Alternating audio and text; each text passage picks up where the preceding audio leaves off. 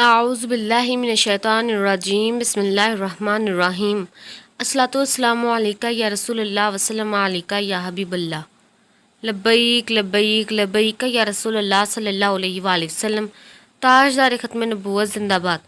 میں تحفظ شان نبوت صلی اللہ علیہ وآلہ وسلم فورم سے مخاطب ہوں۔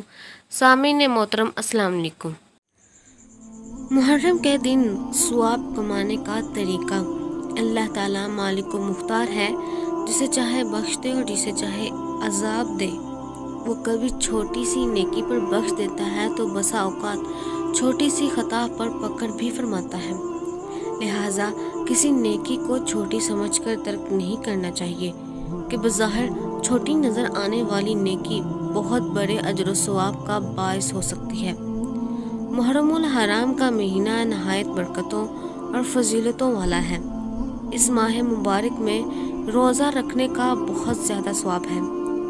چنانچہ محرم کے ایک دن کے روزے کا ثواب حضور نبی کریم صلی اللہ علیہ وآلہ وسلم کا فرمان عالی شان ہے۔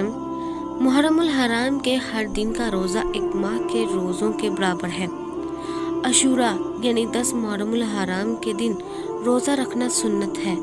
حضرت سیدنا عبداللہ بن عباس رضی اللہ تعالی عنہما سے روایت ہے، نبی کریم صلی اللہ علیہ وآلہ وسلم نے عاشوراء کے دن خود بھی روزہ رکھا اور اس کے رکھنے کا حکم بھی ارشاد فرمایا۔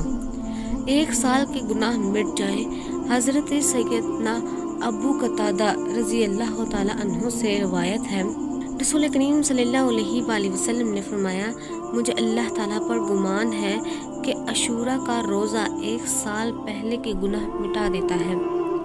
یہودیوں کی مخالفت کیجیے۔ جو عاشوراء کے دن روزہ رکھنا چاہے تو اسے چاہیے کہ وہ 9 محرم یا 11 محرم کا روزہ بھی رکھے، جیسا کہ حضور پر نور صلی اللہ علیہ وآلہ وسلم نے ارشاد فرمایا، عاشوراء کے دن کا روزہ رکھو اور اس میں یہودیوں کی اس طرح مخالفت کرو کہ اس سے پہلے یا بعد میں بھی ایک دن کا روزہ رکھو۔